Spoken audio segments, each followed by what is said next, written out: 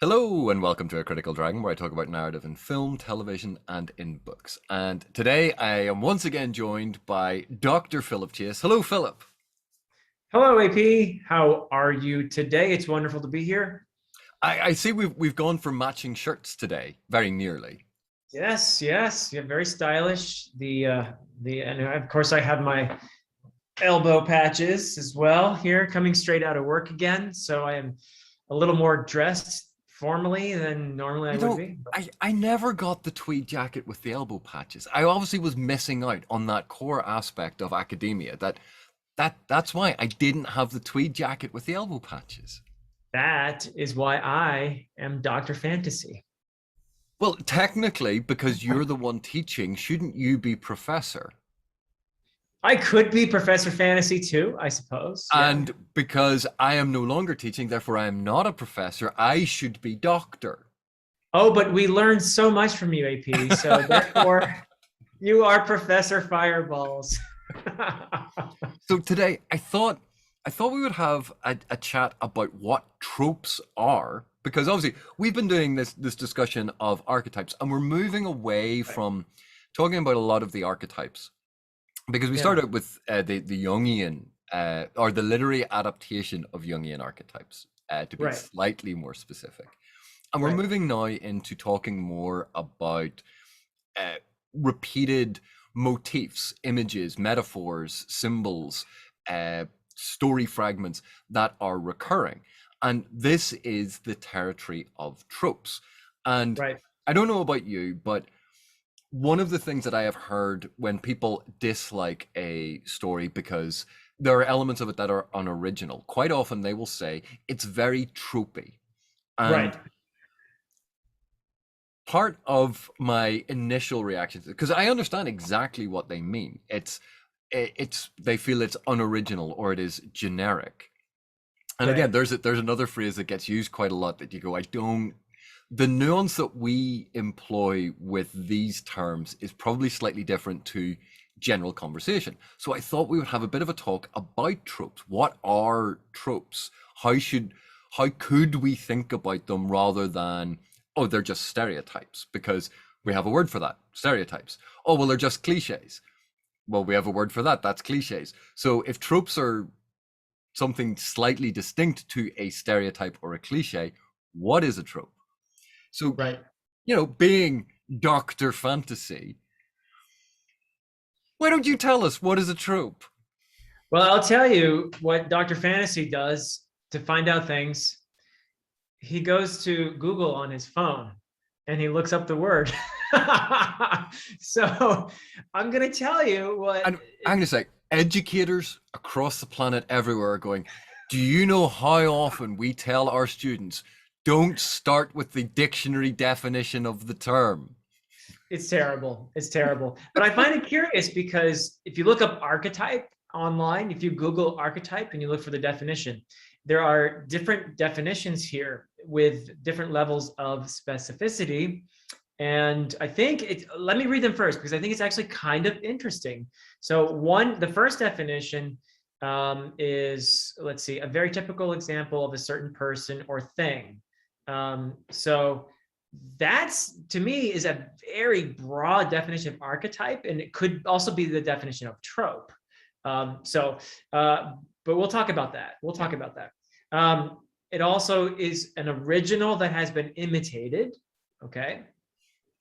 Or it is, and this is, the next definition is a little closer to what I think of as an archetype, which is a recurrent symbol or motif in literature, art, or mythology.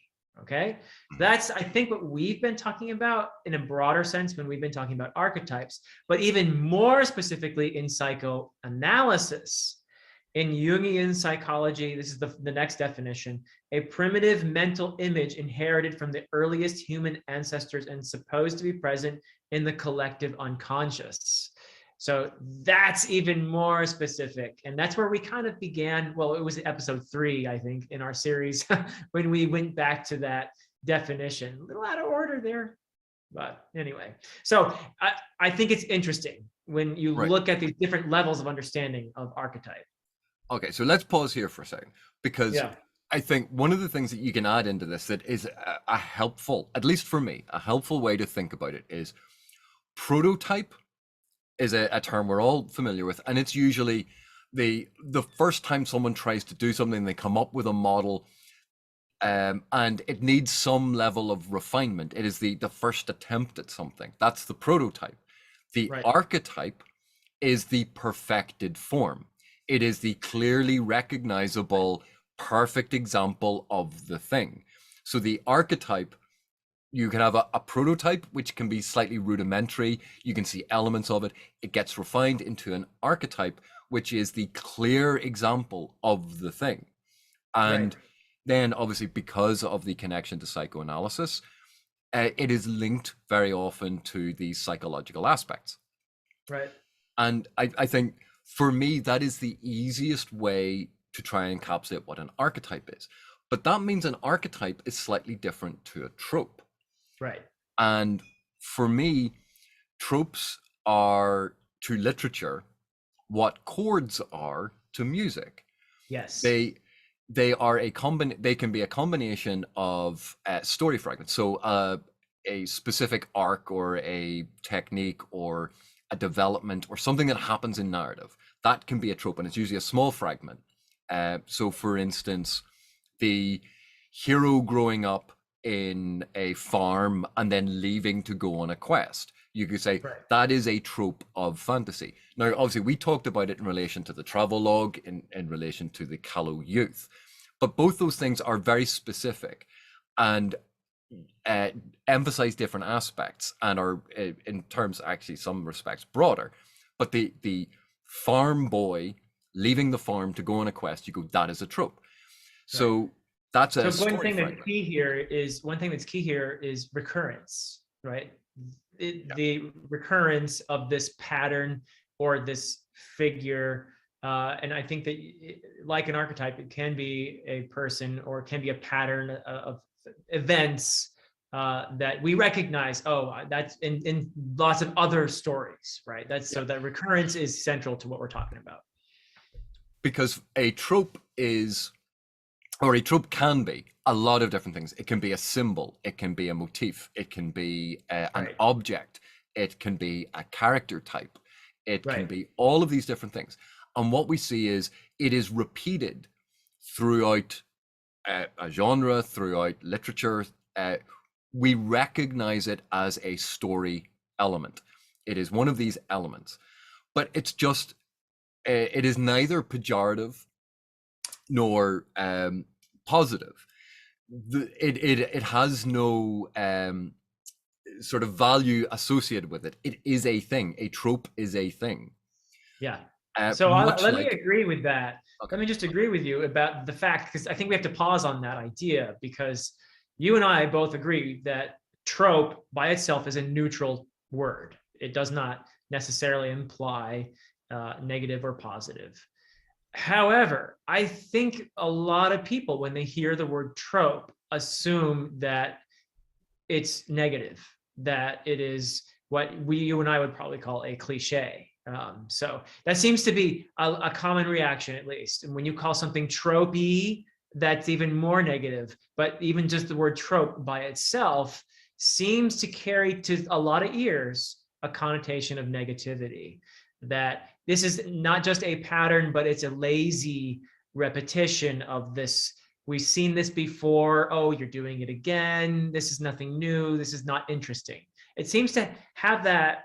Do you agree that don't you yeah, hear that and a that's lot? in common discourse. And again, it's in common discourse. We have informal expressions, and we Right. are not as rigorous or as specific with our terminology or even how we deploy it, because we rely on the well, you know what I mean, and it's sort of the intention behind what you're saying rather than the specificity of what you're saying. But this is why I refer, or I compare tropes to chords. Yes. um, so we're very familiar with a lot of very popular songs are 4 chord songs. They use the same 4 chords over and over again. But when you Yeah. listen to those songs, you don't go, well, they're very chordy. The chords are well established. The chords are repeated over and over again in all of these very popular songs. Right. And when you a number of different comedy bands have actually blended together a lot of very popular songs that use the same four chords to show how they all run into each other and Oh, are yeah. very, very similar. And we can, there are criticisms of that. That is absolutely fine. But the fact that the chords themselves, we don't refer to those as negative. Oh, you use that chord, you should never use that chord. That's what tropes are. Tropes are the Yeah. chord. They are these elements. It is how they are used is where we get into, are they used well or are they used lazily or poorly or boldly, that they've just been inserted in and there's no attempt to integrate them, no attempt to make them individual. So what I kind of mean by this, we'll use Erickson's Gardens of the Moon as an example. Okay. Very few people, when they read Gardens of the Moon, think of that book as being trope ridden. It's not a tropey book. It doesn't. One of the things that people remark on is it doesn't read like other fantasy. It's very fresh. It is very different. It doesn't do these things. It's constantly subverting things and playing with things, Right. and yet you and I can go through that. We can isolate a whole load of fantasy tropes that are in it, Oh my because goodness. Yeah. Ganos Parent presented as the callow youth. Right. Crocus Amanda presented, Rake. but Crocus presented as the callow youth, and Amanda Rick presented as the Dark Lord. Right. There's just three characters straight away that you go, those are tropes. Yeah. But how Erickson uses them, how he Exactly. integrates them into the story, when you're reading it, you go, oh, well, maybe he's subverting that trope. You go, okay, right, there's one aspect. Then you think of the bridge burner squad. You go, well, there's your balanced party from a Fantasy Quest narrative, or the Phoenix Inn group. There's a balanced quest party from D&D. It is your typical, Yeah. stereotypical sort of D&D RPG balanced party. Right. And yet, when you read the book, they never come across that way. Even when you can actually sit down, you can break it all apart. You can look at their characteristics, their role, their function, their skills, and you go, "Oh, look, it is a D&D party." It is the trope, but it is a trope that is well deployed and integrated into the text. Well, so what Erickson does is he will use a trope to set up certain expectations and then defeat those expectations. And that's something he enjoys doing, and he does it rather well. There are other authors who do that. Joe Abercrombie, for example, is another author who will give us what might at first appear to be a trope, but then will defeat that. And I don't want to spoil any thing there, but there are certain characters that you feel like and then you're surprised by later on because there are other dimensions to them, or they're not what you thought they were. So you can do that, and I think it's a very important point that authors can use tropes, and you don't have to even subvert or invert tropes to use them well either. By the way, there are authors who use tropes in a very traditional way, who use them well. And these are beats in the story that the reader recognizes and can immediately identify with, and they can carry the story along very well. There are plenty of authors who use tropes and use them well. It is also possible to just sort of repeat a trope and not do it well, to do it unthinkingly, and that's not the trope's fault, right? It's a tool, more or less. So, and this is, I suppose, a part of it comes down to, like, we all want to be involved in the conversation, and we hear this term, we think we understand the term, and we go, we're just going to use this term. And I know there's a number of websites that have sort of popularized the use of this term, and it is full of, here's this trope, and this is a cliche because it's used so often, and here are the 20 different variants of it. And you go, well, when you start getting into variants, And there are lots of different variants, and they're all actually doing different things from the original in different ways. You go, that's not so much a trope anymore. Right. The you're talking about how it's being deployed and how it's being used. So you still have the core one, but the other ones aren't really a trope. Um, and it's fascinating because this came up with a discussion, obviously, with the Wheel of Time and the fridging trope. And the fridging trope came about because of a feminist analysis of a Green Lantern comic book issue. Huh. And that is actually, it's a really interesting argument that was put forward by that scholar. And I do apologize, the name has completely escaped me, but it's a very famous sort of article, and came up with the term fridging, specifically in reference to that Green Lantern episode, but was talking about a general trend in masculine or male storytelling that had at sometimes a misogynist focus, but was always about the male hero. And we saw a number of people referring to the Wheel of Time, the first episode of the TV adaptation, and referring to an element there, going, "Oh, that's fridging and that's lazy writing." Mm-hmm. But it's not in the context of a masculine story or a male story or a male focused story. So there's an element that was different. It wasn't being done by an external force solely for the motivation of the male character. To provide them with either a vengeance or revenge storyline, or to solely get anger out of them and motivate them to be proactive in a quest or something. Right. So there was another difference. It was done by, and I don't really want to go into spoilers for people who haven't watched it, but Oh yeah. so those were a couple of different straight off the bat. But it's also in a narrative that was much more balanced in terms of its gender focus, in terms of what it was trying to do, in all of these different aspects.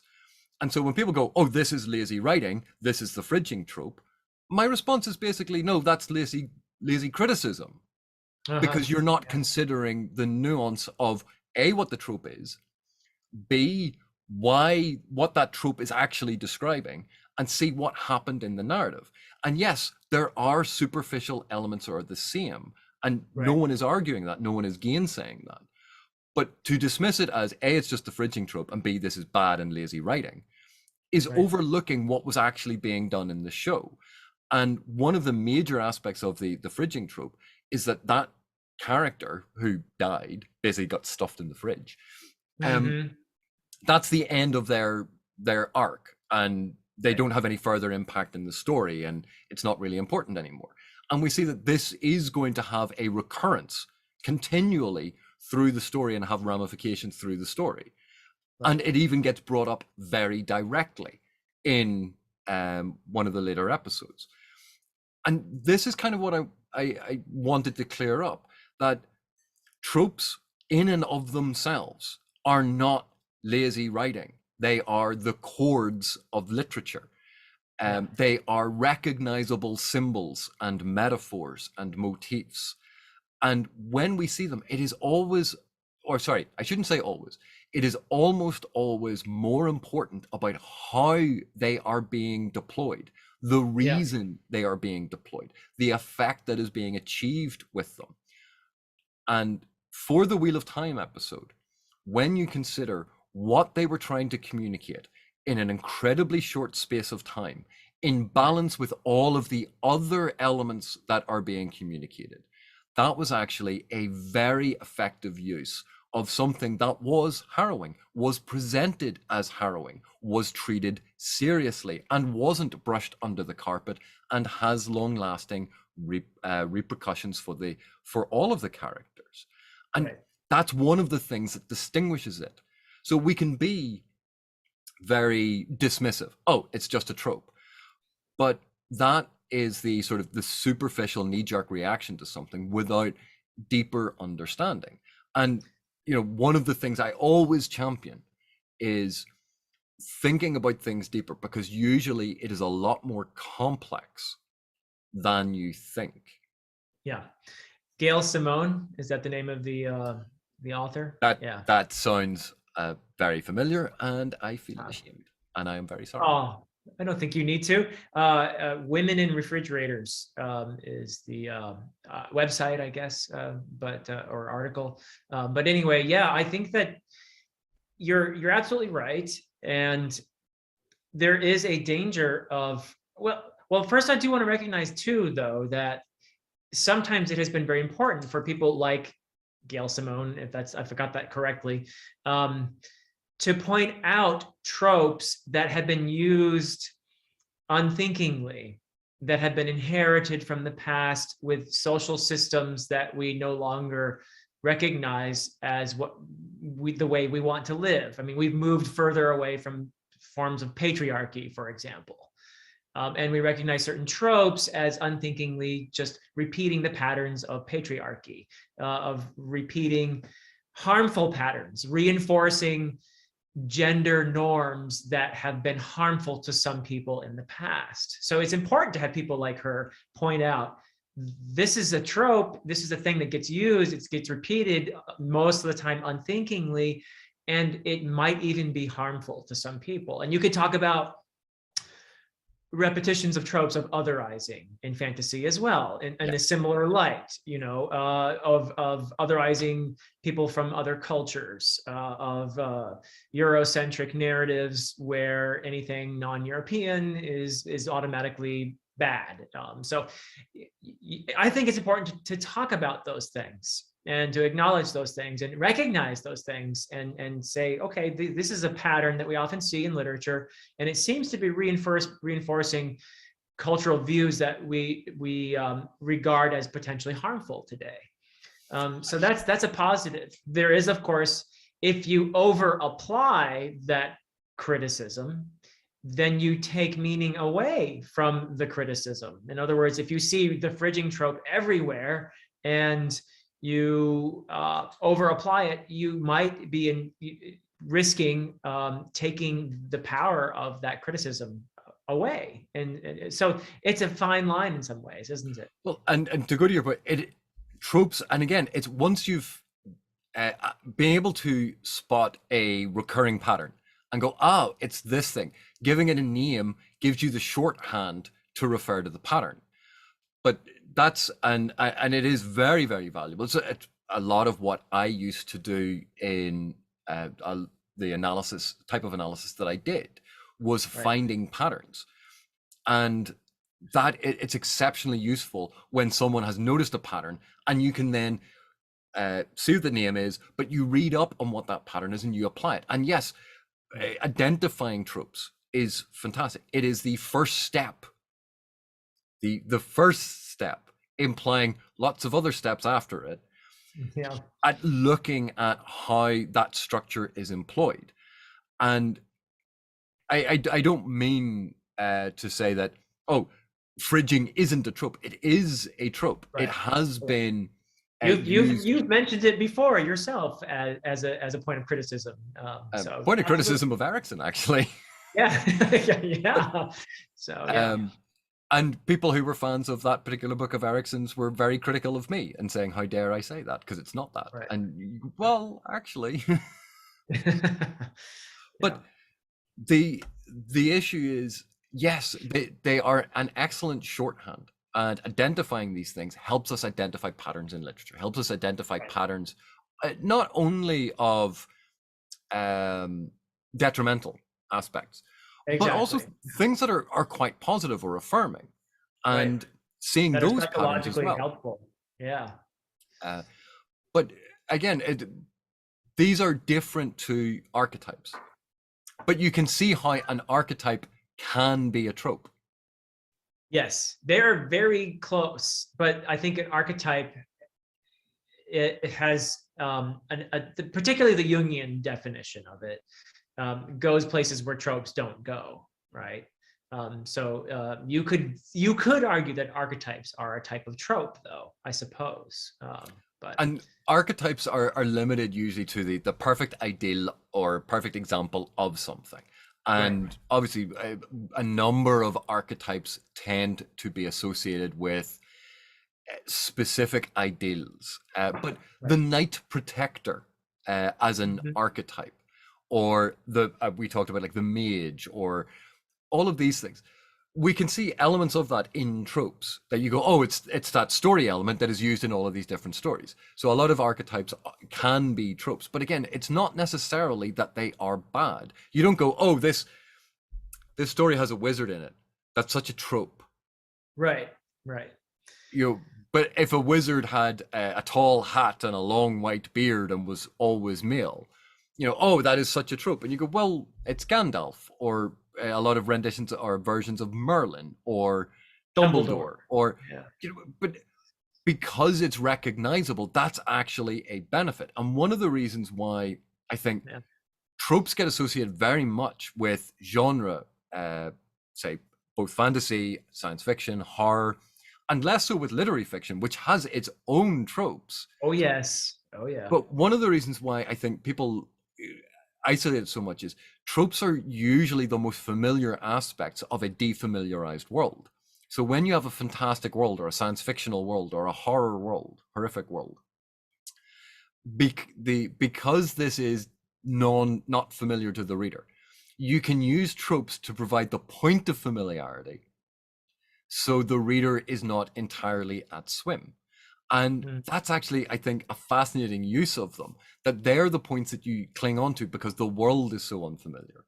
And then, as a series or a story or a narrative progresses, they can be played with, they can be changed. Yeah. Yeah. So they're a useful tool, tropes are, and they are something that they are absolutely intrinsic to genre fiction and also, as you say, literary fiction. But they're one of the things that I think makes literature so universal, right? That we have these patterns that are recognizable and that help us to relate to a story, that make the story more interesting sometimes if they're used well. And that's the cool thing, that they are tools just like other tools that authors use to create their stories.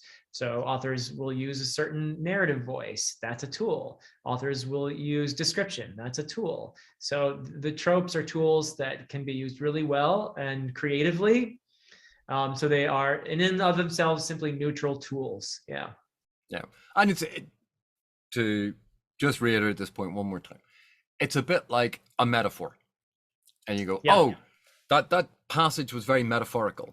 And you go, but that's neither good nor bad. It depends on how good the metaphor was or how it was being used. That's what I mean with a discussion of tropes, that they do not have a value associated with them apart from being recognizable. But metaphors are recognizable. Similes are recognizable. Cliches are when they have been overused to the point of almost redundancy, that now they feel tired. But when we look at any sort of narrative and do any sort of analysis, identifying the thing is always the first step. And then looking at how it is being used is almost always the most important thing to do next, because that can place what you've identified in a very different contextual light. But thank you very much for joining me on this one, Philip. It's one of my, I know I go a bit overboard on this one. It's one of my pet peeves. Is it now? And because of that, I tend to be a little bit over the top about this one. And it is unfortunate, but when you've studied this stuff for as long as I have, when that is the thing that keeps getting thrown back in your face, and you go, but it's more complicated than you're saying. I have frustrations with this one that are harder to hide. So I do apologize if I came on a little strong there about it. At least I didn't have that impression, but then of course I'm pretty much immune to your fireballs at this point. So exposure has led to, I'll just brush that off. But thank you very much for joining me on this one, Philip. It has been a tremendous pleasure. Thank you, AP. And for those of you still watching, thank you so much for watching and putting up with me. Thank you for your continued support, and I'll see you in the next one.